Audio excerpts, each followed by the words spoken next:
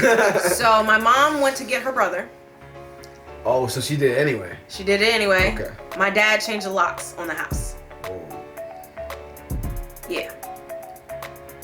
Cops were called, middle of the night. It was a huge traumatic incident for me. And that's when I was like, oh, it's not all good.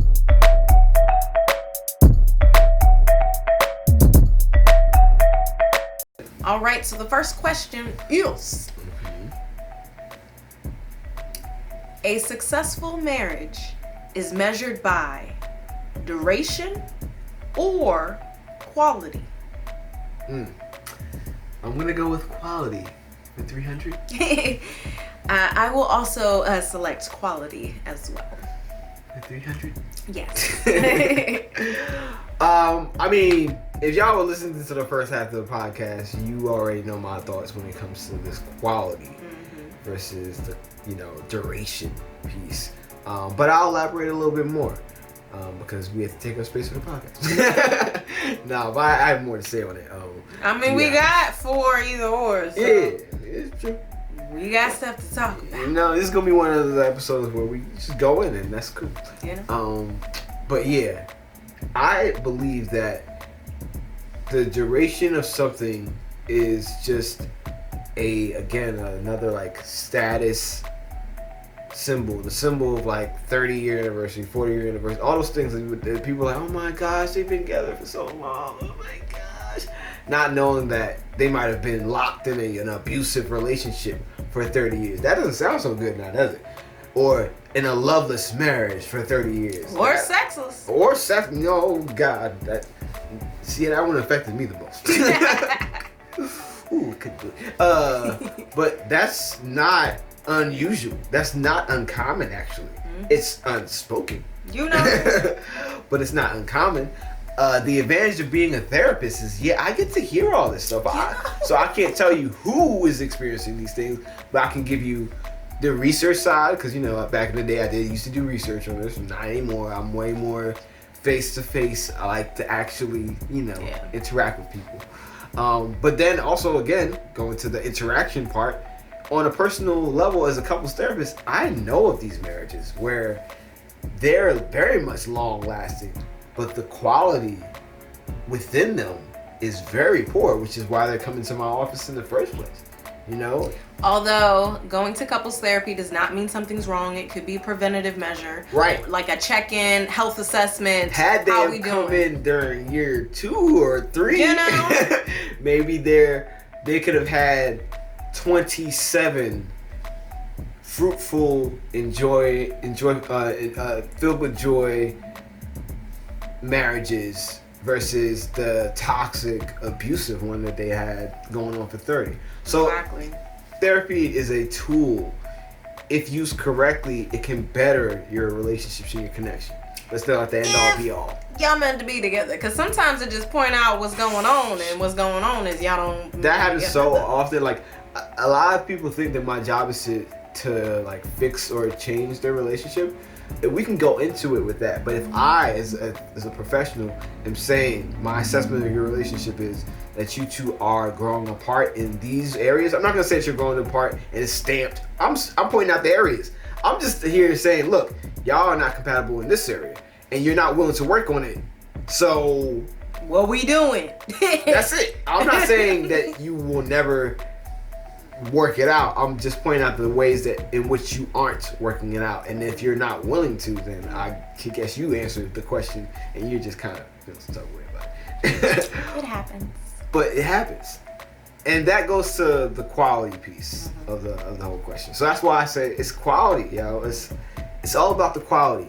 If you have a quality relationship and your spouse dies, does that mean that the relationship was a throwaway? No. It means you had some of the happiest years, moments, seconds, whatever it might have been with that person. It doesn't matter about that. Yeah. So. For sure. Quality all day for me. What about you, babe? What are your thoughts? So I would like to point out that women's rights are a new concept and they did not exist in previous decades where our grandparents were married. So therefore, women being financially independent and stable enough to go out on their own be divorced wasn't an option.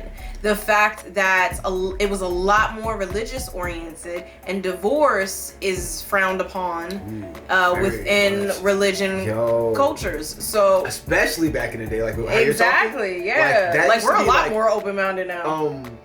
You know, the Scarlet Letter, like it's almost like that, but like for not infidelity, but like for divorce, for divorce, and didn't have to necessarily. Shit, what was I watching? It was some movie. It was a movie with Julia Roberts, and she was teaching at a college, and it was like an art history class or something. And this was like in the 50s or 60s, and these women were in college, but they were basically just a placeholder for finding their husbands. And here is Julia Roberts all free-spirited, teaching art and stuff. And she's like, you can do what you want. You don't need a man. And they're all like, no, I don't really care about this degree. So. Oh, crap. You know, I forgot to turn off the heater. I don't know if it's too loud or not. I think it's fine. Okay. That's really quiet. We've had it before. We've had it before? Okay, cool. If y'all hear something in the background, it's just the heater, y'all. Yeah. But, yeah, so it was fascinating. Because one of the girls who was like one of the outcasts, quote unquote, as being non-traditional, she like called out like her parents were the first on her block to get divorced. And that's how big a deal it was. Whole block. Yeah. And I was like, holy hell. Like, I couldn't have done well back then. I'd have been like, oh, y'all could kiss my ass. Like, the fuck? You ain't in my relationship? Shit. You want to be in the house with him? I would have been, I wouldn't have done well. And the reason, because she explained it, the reason why her parents got divorced is because her father was in the military. And I forget what war it was, but when he came back, it was different. They grew apart. So there was like, there's no point in being together if we've grown apart. Yeah. That happens. You know? If you go through something, especially something traumatic as war, it's a reset on what happens in your perspective. Like, you no longer look at things the same. That's for sure. So, with that change in perspective, if there's not some level of adaptability within your partnership, most likely you are going to drift apart. But the same thing can be said about college. You know, my ex is shit. If I would have just listened to that grad school, from college to grad school, that big transition, didn't need to be in a relationship then. So it happens in a lot of transitions, but a war, I can see that happening. Yeah, that's a huge one. You know. So in talking about the concept of a successful marriage is measured by duration or quality. Yeah. I chose quality because my parents were married for 35 years. On the 36th year, they got a divorce. So that's a long time by a lot of people. That's a long time. Now, mind you, they were 18 when they had my sister. It was frowned upon to have children out of wedlock. So when my sister was 5, they got married. Because of my sister. Not because they were compatible. That's because they chose to spend their life together. Because they had a child. So, 17 years later, that's another story. I was born. And so to this day, I know. My dad's like, I don't regret anything because you're here. And I'm like, I'm cool with being here too. Some days I'm like, the hell, I was born in the wrong century. Like, I'm way ahead of my time for this shit. But anyways. Oh my God. So yeah, I need some water.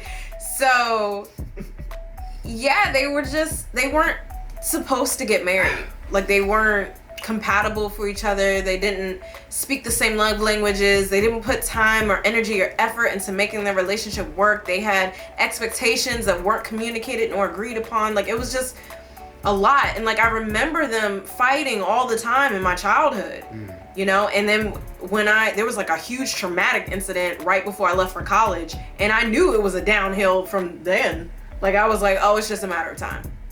especially with me out the house, there's just y'all in the house. Like, y'all gotta face that shit, you know? So 35 years married and got divorced. So that duration doesn't mean anything to me. That's like a real life example. Real life example of doesn't matter how long you're together. People stay together for all sorts of reasons. It doesn't mean you should be together. Doesn't mean you're happy, nor that it's a healthy relationship. You know? So yeah, I think what both of us has touched on is that the reason behind the duration is what matters. Because duration for duration's sake is just, it doesn't pan out when it comes to the actual connection between the two of you. With your parents, like, I'm sure like a lot of people thought, well, let me ask you this, did you think things were good because they were staying together for so long? Were you like, it couldn't be that bad because they're still together? So fighting was normalized.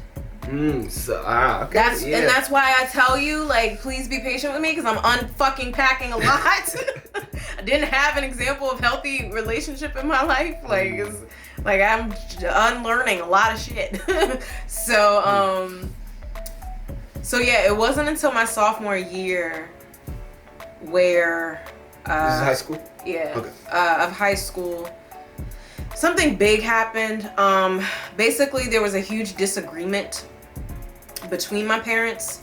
My mom, my uncle was mentally ill, and my mom wanted to bring him to stay with us. Okay. That's her brother. That's her reason. Yeah. Like, that's her brother. Her sister wasn't gonna take him in. He had nowhere else to go. Like, she's gonna take him in. My dad's reasoning was she had an in-home daycare.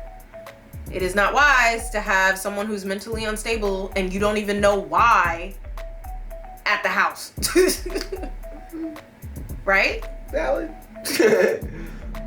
So my dad kind of led by it's his way or the highway. Oh, see, now that's what you thought. So my mom went to get her brother. Oh, so she did it anyway. She did it anyway. Okay. My dad changed the locks on the house. Oh. Yeah. Cops were called, middle of the night. It was a huge traumatic incident for me. And that's when I was like, oh, it's not all good. Like, it's nope, it's not all good. Because to get to that point of changing locks, and because that's like an extreme measure. Yeah. And then my sister called me talking about why didn't I call them and tell them? Like, I'm not trying to get the fuck in this shit. I'm 16. Call them and tell them. To call, because my sister went with my mom. Oh. Yeah. Okay. So she was like, why didn't you call and tell us? Like, I didn't want to be involved. So that definitely impacted me and definitely showed me like, oh, it's not all good. But the thing that happened before my senior year, I was like, oh yeah, it's a wrap. Like, this is ending. And their divorce was highly conflictual, and I was in grad school at that time.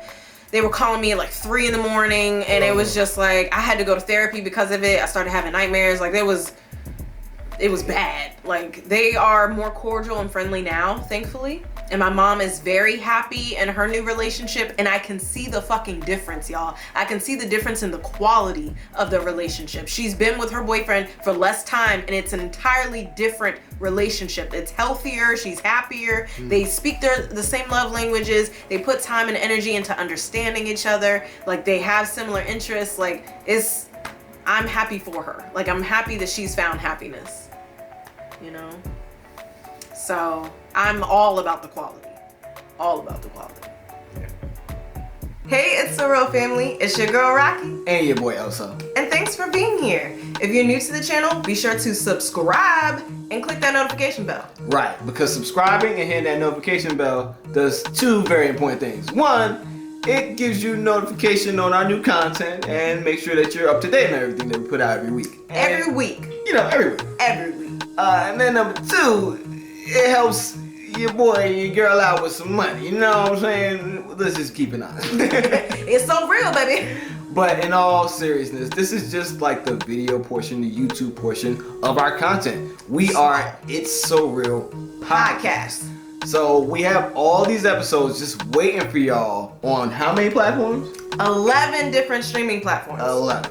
So it's up to you to choose. Yeah, there's no excuses. We on everything. So whatever platform you're most comfortable listening to stuff, your content on, we're right there for you. So look us up. It's So Real Podcast.